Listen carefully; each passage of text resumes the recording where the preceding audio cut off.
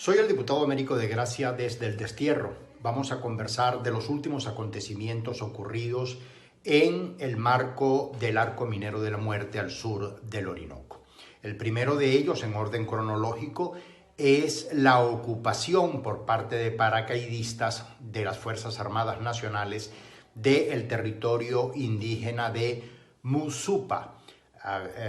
Eso está ubicado en el Alto Paraguay,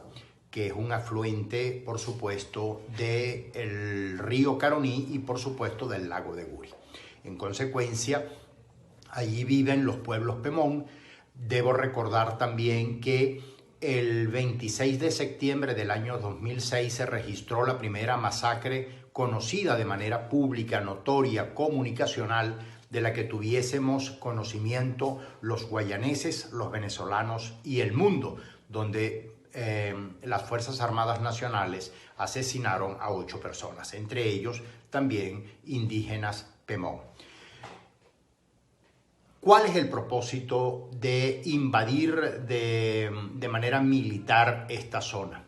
Obviamente que subyacen los mismos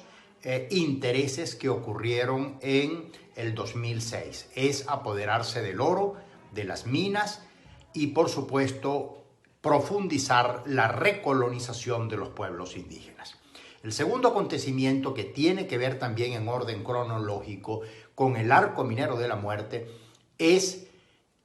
el nuevamente encarcelamiento, detención de el amigo exalcalde del municipio Sifontes en Tumeremo, Carlos Chancellor, quien se encontraba en Nueva Esparta, por la Mar, Margarita,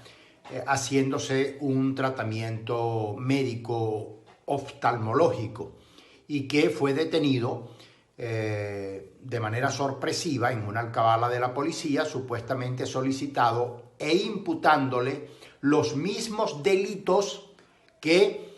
por los que pagó en el año 2005 5 años de cárcel y 7 meses de prisión como preso político por haberse opuesto a la misión PIAR, que era como se llamaba en aquel entonces el Arco Minero de la Muerte, por disturbios que supuestamente él provocó al lado de las poblaciones de Las Claritas, en el kilómetro 88, como mejor se les conoce en Guayana. Todavía hoy detenido en los calabozos del 911 de Por la Mar, y que, por supuesto, tiene que ser trasladado hasta Ciudad Guayana para supuestamente reaperturarle el caso, cuando ya eso fue un caso no solamente cerrado, sentenciado y condenado, sino que él pagó la cárcel, y después de haber pagado la cárcel incluso optó por nuevamente ser candidato a alcalde y la ganó. Y debo recordar que incluso estando preso antes de ganar por segunda vez, también ganó y le desconocieron el triunfo y le intervinieron la alcaldía. De modo que este ensañamiento tiene que ver todavía con esos pases de factura que ha provocado, por parte de la violación de los derechos humanos, del narcomadurismo, del totalitarismo que nos ocupa, y que están pendientes permanentemente. Los casos no se cierran y no se cancelan. Seguiremos conversando en el próximo capítulo sobre los efectos del arco minero en otras áreas. Soy el diputado Américo de Gracia desde el Destierro. Habíamos hablado en el capítulo anterior de lo ocurrido con la toma militar por paracaidistas de las Fuerzas Armadas del territorio de Musupa, Pemón, días pasados, el reencarcelamiento del compañero Carlos Chancellor como exalcalde del municipio Sifontes en Tumeremo, y que hoy le vuelven a abrir el caso ya cerrado, concluido, incluso condenado. Tuvo 5 años y 7 meses de prisión y luego de eso volvió a ser alcalde del municipio Sifontes, todo por oponerse a lo que hoy se conoce como Arco Minero de la Muerte, pero que anteriormente se conocía como Misión Piar y que ha venido evolucionando en los últimos tiempos. Pero el tercer capítulo es el secuestro y detención de Antonio Fernández, que un grupo de encapuchados dentro de Villa Pacaraima, del otro lado, estamos hablando en territorio brasileño, secuestraron en su casa a Antonio Fernández, mejor conocido en la Gran Sabana como Toñito. Antonio Fernández es un empresario, operó las minas anteriormente por parte de incluso en sociedad estratégica con el régimen. Luego, por supuesto, en estos devenir, cambiar de gobierno, o sea, de transición de Chávez a Maduro,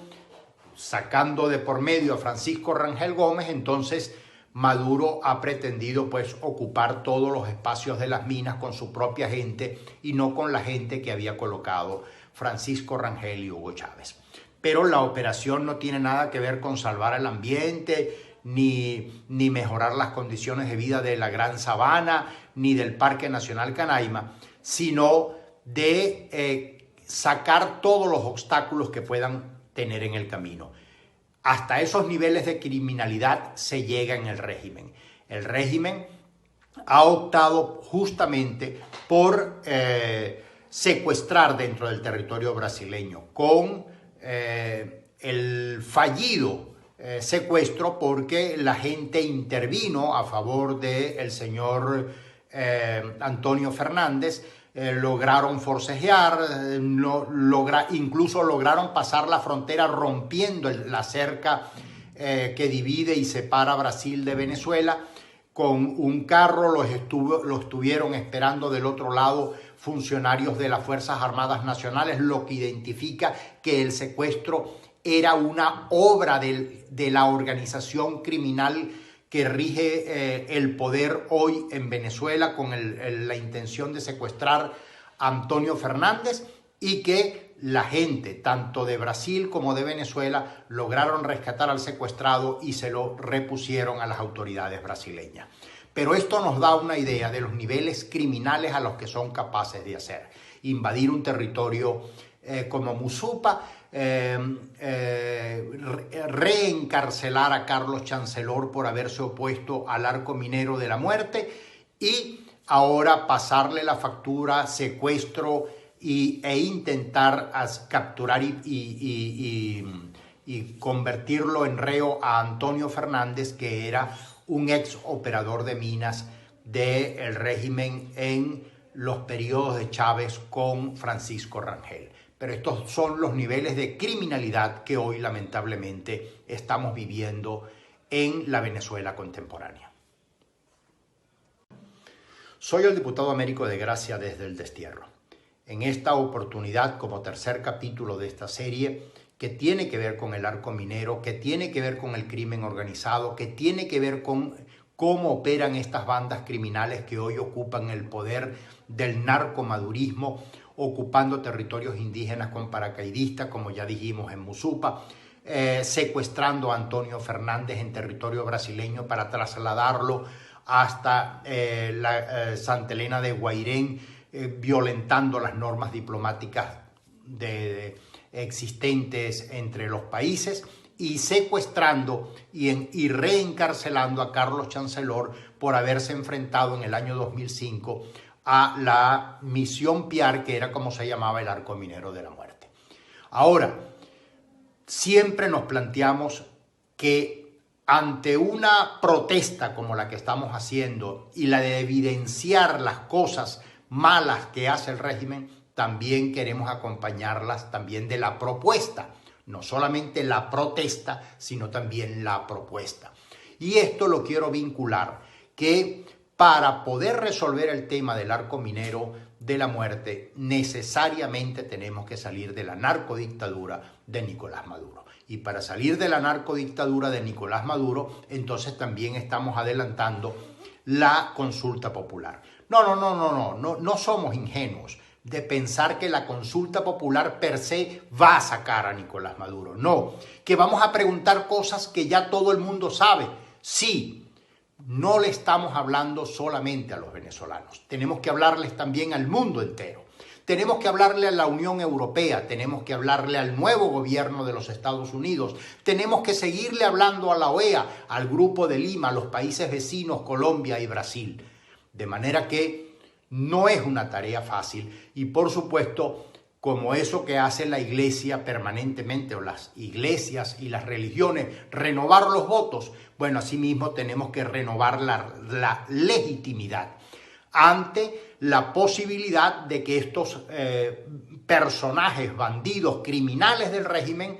logren concretar el fraude que pretenden cometer el 6 de diciembre. Ante eso, tenemos que tener entonces una respuesta de relegitimación de la Asamblea Nacional y, por supuesto, hacer que el mundo entero entienda que todavía los venezolanos estamos dispuestos a luchar, a brindar nuestra vida, nuestra lucha y nuestros recursos humanos en función de garantizar la liberación de Venezuela. Es un esfuerzo titánico renovar la fe, renovar la confianza, renovar la legitimidad de nuestros propósitos, no permitir bajo ninguna circunstancia que el régimen se relegitime de alguna manera, no acudir al fraude y, por supuesto, acudir a la consulta popular, que es el elemento que nosotros hoy estamos buscando para legitimar todas nuestras luchas de carácter popular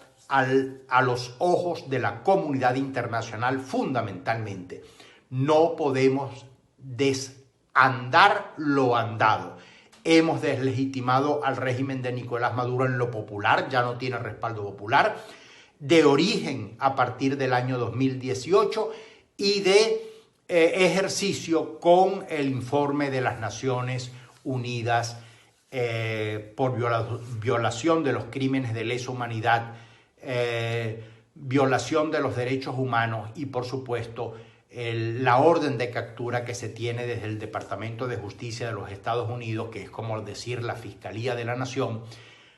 en contra de Nicolás Maduro y sus cortesanos. Esa renovación de esos elementos ayudarán con la consulta a ser renovados ante los ojos de la comunidad.